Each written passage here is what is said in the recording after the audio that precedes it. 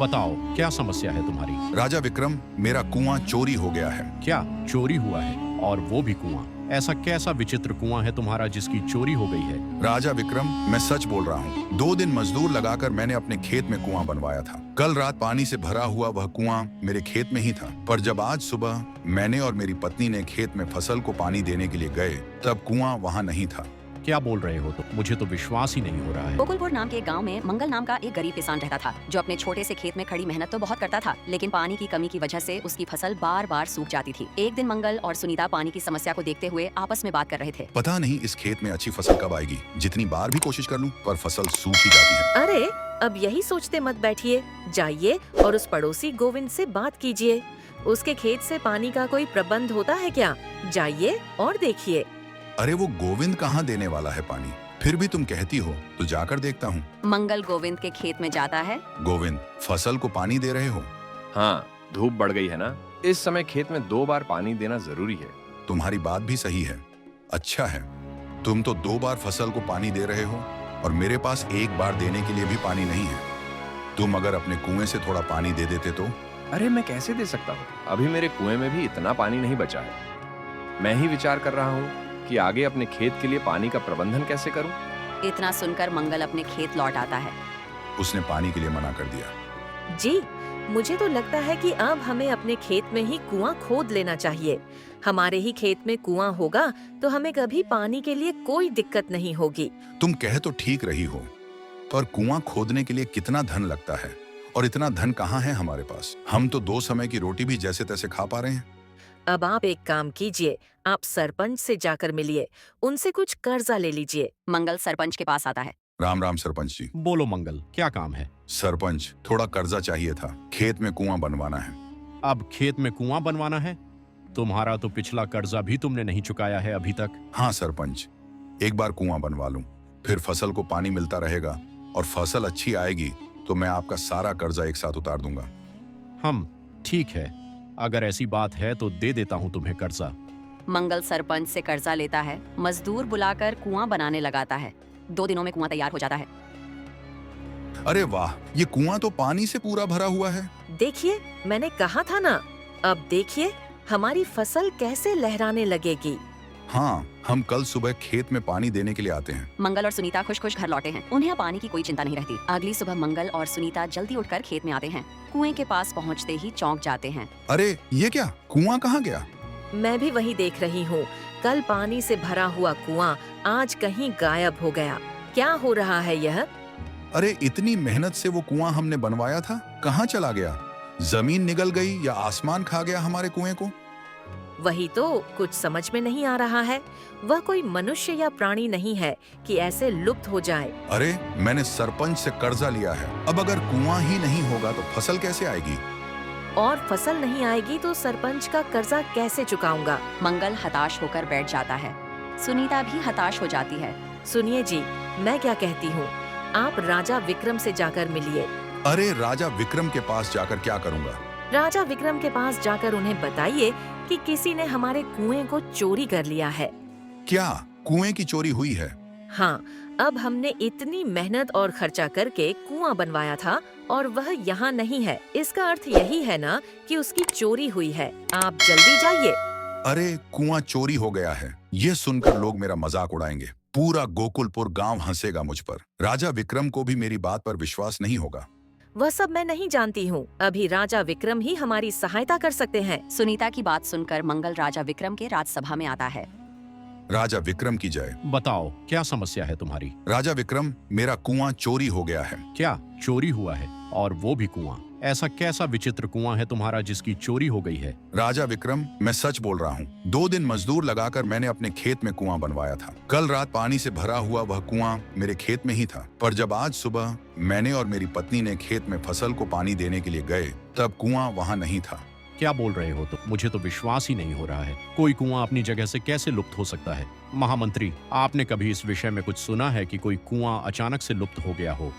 नहीं राजा विक्रम, ऐसी विचित्र घटना तो मैंने जीवन में आज पहली बार सुनी है। ऐसा कभी हो ही नहीं सकता। यह व्यक्ति अवश्य झूठ बोल रहा है। ये राज्यसभा का समय व्यर्थ कर रहा है। अरे नहीं राजा विक्रम, मैं सच बोल रहा हूँ। मैं एक गरीब किसान हूँ। मैंने सरपंच से कुआं बनवाने के लिए कर्जा लिया है। आप चाहे तो उनसे पूछ लीजिए। राजा विक्रम महामंत्री को आदेश देते हैं और सरपंच को राज्यसभा में बुलाया जाता है। सरपंच बताओ, इस किसान ने तुमसे कुछ दिन पहले कुआं बनाने के लिए कर्जा लिया था। हाँ राजा विक्रम, ये कुछ दिन पहले मेरे पास आया तो था और कह रहा था कि उसे अपने खेत में कुआं बनवाने के लिए कर्जा चाहिए और कह रहा था कि अच्छी फसल होने के बाद सारा कर्जा एक साथ उतार दूंगा। देखिए राजा विक्रम, मैंने कहा था ना, मैं सच बोल रहा हूँ। मैंने कुआं बनवाया था, पर अब वह गायब हो गया है। महामंत्री, आप स्वयं इस किसान के खेत पर जाकर देखिए। यदि वह कुआं वहां होगा तो उसका कोई चिन्ह मिलेगा। महामंत्री मंगल के साथ उसके खेत में आते हैं। महामंत्री पूरे खेत को ध्यान से देखते हैं और फिर महल में लौट आते हैं।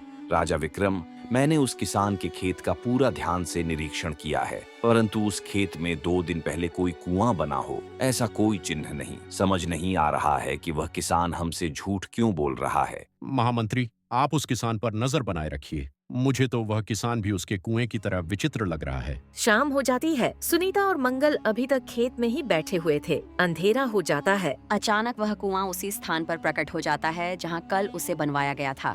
मेरा तो मेरी आंख पर विश्वास ही नहीं हो रहा है। यह कुआं अब यहाँ अपने आप कैसे प्रकट हो गया? अब यह सब छोड़ो। अब यह कुआं प्रकट हो ही गया है तो खेत में पानी दे देते हैं। दोनों भागकर कुएं के पास जाते हैं।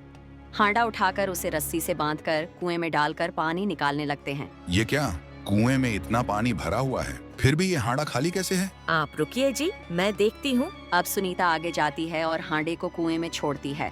सुनिए जी, मुझे यह कुआं कुछ विचित्र प्रकार का लग रहा है। हमें इस कुएं से दूर ही रहना चाहिए। मुझे भी कुछ समझ में नहीं आ रहा है। ये सब क्या हो रहा है? चलो अभी हम घर चलते हैं, कल आकर सोचेंगे क्या करना है। सुनीता और मंगल घर आते हैं। अगले दिन दोनों डरते हुए खेत में जाते हैं। तब फिर वह कुआं वहां नहीं होता। यह कुछ अजीब हो रहा है। हमें किसी ज्ञानी की सहायता लेनी चाहिए। दोनों जंगल में चले जाते हैं। जंगल में एक बहुत बड़े साधु थे जिन्हें भूत, भविष्य और वर्तमान के विषय में सब ज्ञान था। साधु बाबा, हमारा रक्षण कीजिए। क्या हुआ पुत्र? साधु बाबा, मेरे खेत में बनाया हुआ कुआं अचानक गायब हो जाता है। साधु बाबा, हमने बड़ी मेहनत से कुआं बनवाया था, पर सुबह जब हम खेत में जाते हैं तो वह कुआं अपने स्थान पर नहीं होता। बाबा जी, आप ही हमारी सहायता कर सकते हैं। आपको तो तीनों कालों का ज्ञान है। आप ही बताइए कि उस विचित्र कुएं का रहस्य क्या है। पुत्र, हमारे इस जन्म में जो भी अनुभव हमें आते हैं, उसकी कड़ियाएं हमारे पिछले कई जन्मों से जुड़ी होती हैं। तुम्हारे साथ यह जो विचित्र घटना घट रही है, उसकी कड़ी भी तुम्हारे किसी पिछले जन्म से जुड़ी हुई है। आप क्या कह रहे हैं साधु बाबा? मेरी कुछ समझ में नहीं आ रहा है। पुत्र, तुम्हारे पिछले जन्म में तुम एक बहुत बड़े सेठ थे। उस समय तुम बहुत धनवान थे और तुम्हारे बड़े बड़े खेत थे और उन्हीं खेतों में एक बड़ा सा कुआं भी था। कुआं इतना बड़ा था जो पूरे गोकुलपुर गांव की प्यास बुझा सकता था। उस कुएं का पानी कभी खत्म नहीं होता था। एक बार गांव में अकाल पड़ा था और एक दिन। सेठ जी, गांव में अकाल पड़ा है। आपके खेत के कुएं में इतना पानी है, अगर आप कहें तो मैं थोड़ा पानी अपने घर ले जाऊं। घर में बिल्कुल भी पानी नहीं है। पूरे गांव में मेरा ही कुआं है क्या जो तुम मेरे कुएं में पानी लेने आ गई? सेठ जी, गांव के सभी कुएं सूख गए हैं। किसी भी कुएं में पानी नहीं है। सभी गांव वाले प्यासे हैं। इसका मतलब है कि अगर मैंने तुम्हें पानी दे दिया तो एक एक करके सभी गांव वाले मेरे कुएं से पानी लेने आएंगे। मैं नहीं दूंगा तुम्हें पानी। चले जाओ यहाँ से। कमला आंटी चली जाती है। उसे रास्ते में राधा मिलती है। उसके हाथ में खाली हांडा था।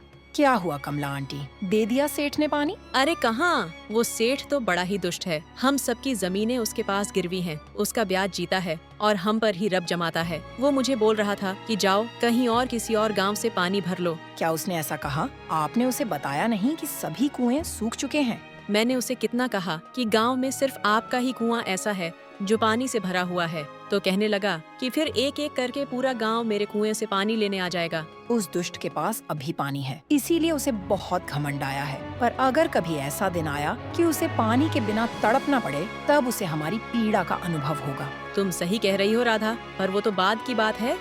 ऐसे ही कुछ और गांव वाले सेठ के पास आते हैं और पानी मांगते हैं, पर सेठ किसी को पानी नहीं देता। फिर सभी गांव वाले अपनी जान बचाने के लिए गांव छोड़कर पानी की तलाश में निकल जाते हैं। सभी अपने कपड़ों की पोटलियां लेकर वन के मार्ग से जा रहे होते हैं। तभी उन्हें एक शिकारी राजू मिलता है। आप इतने लोग एक साथ कहाँ जा रहे हैं? बेटा, हमारे गांव में अकाल पड़ा है, एक बूंद भी पानी नहीं है किसी के पास। हम सब पानी की तलाश में गांव छोड़कर जा रहे हैं। अब जहां पानी का प्रबंध हुआ वहीं हम अपना नया गांव बसा लेंगे। अच्छा, मैं आपकी सहायता कर सकता हूँ। इस वन के उस पार एक नदी है, उस नदी में पूरे साल पानी रहता है। आप सब उस नदी के पास रहने जा सकते हैं। ये तो बहुत अच्छी बात है बेटा, पर वो वन की नदी है तो हमें किसी जंगली जानवर से संकट भी हो सकता है। नहीं काकी, मेरे होते हुए आप सभी इस वन में सुरक्षित हैं। कोई भी प्राणी आपको कोई संकट नहीं देगा। राजू भैया, आप इतने विश्वास से कैसे कह सकते हैं? मैं बचपन से ही इसी वन में रहता हूँ। मैं इस वन के सभी प्राणियों को पहचानता हूँ। यह प्राणी कभी भी बिना किसी कारण के किसी पर आक्रमण नहीं करते। यह वन उनका घर है। अगर हम अपनी मर्यादा में रहे तो वे भी अपनी मर्यादा नहीं छोड़ते। आप निश्चिंत हो जाइए। इतने सालों से यहाँ रहने के कारण मैं यहाँ के पक्षी और प्राणियों की भाषा भी समझने लगा हूँ। सभी गांव वाले राजू शिकारी के पीछे चलने लगते हैं। सभी उस नदी के पास आकर रुकते हैं। गांव वाले नदी को देखकर भागकर नदी के पास जाते हैं। पानी पीकर तृप्त हो जाते हैं और राजू शिकारी को धन्यवाद देने लगते हैं। राजू शिकारी उन सब का रक्षण करने के लिए उनके साथ ही रहने लगता है। तुम्हें तुम्हारे पूर्व जन्म में सभी गांव वालों के श्राप लगे हैं। तुमने तुम्हारे पास इतना पानी होते हुए भी उनकी सहायता नहीं की, इसलिए ईश्वर ने भी तुम्हें दंड दिया है और इस जन्म में तुम एक गरीब किसान बनकर जन्मे हो। साधु बाबा, मेरे पूर्व जन्म में मुझसे बहुत बड़ा पाप हो गया है, पर अब मैं उसका समाधान कैसे करूं? तुम्हारे महाराज के पास जाओ। महाराज ने पूर्व जन्म में बहुत पुण्य का काम किया है। तुम्हारे महाराज वही राजू शिकारी हैं जिन्होंने सभी गांव वालों को पानी तक पहुंचाया था। तुम महाराज को यह सब बताओ, फिर महाराज को कुएं से पानी निकालने को कहो। जब महाराज उस कुएं को स्पर्श करेंगे तो वह कुआं हमेशा के लिए उसी स्थान पर स्थित हो जाएगा। महाराज के पुण्यवान हाथ जब उस कुएं को स्पर्श करेंगे तब उसका पानी हांडे में भी आ जाएगा। मंगल और सुनीता साधु बाबा को प्रणाम करके महाराज के पास आते हैं। मंगल महाराज को साधु बाबा के बताई हुई पूरी बात बता देता है। यह तुम क्या बोल रहे हो किसान? तुम अब महाराज को तुम्हारे कुएं का पानी निकालने को कह रहे हो? नहीं मंत्री जी, यह मैंने नहीं, साधु बाबा ने कहा है। आप चाहे तो साधु बाबा को भी बुला लीजिए। महामंत्री जी, साधु बाबा ने यदि ऐसा कहा है तो हमें उनके आदेश का पालन करना चाहिए। सभी मंगल के खेत में आते हैं। महामंत्री साधु बाबा को भी लेकर आते हैं। महाराज के खेत में आते ही वह कुआं वहाँ फिर से प्रकट हो जाता है। कुएं के पास जाकर उसे स्पर्श करते हैं और कुएं में हांडा डालते हैं। जब महाराज हांडे को बाहर निकालते हैं, अरे यह तो चमत्कार हो गया। साधु बाबा, हांडा पूरा भर गया। जो हांडा मेरे और मेरी पत्नी ने कुएं से निकाला तब खाली था, उसमें एक बूंद भी पानी नहीं था। पुत्र, यह चमत्कार नहीं है। आज तुम्हारे पिछले जन्मों के पापों का नाश हो गया है और गांव वालों से मिले हुए श्रापों का समाधान हो गया है। इसीलिए अब यह कुआं हमेशा पानी से भरा हुआ रहेगा।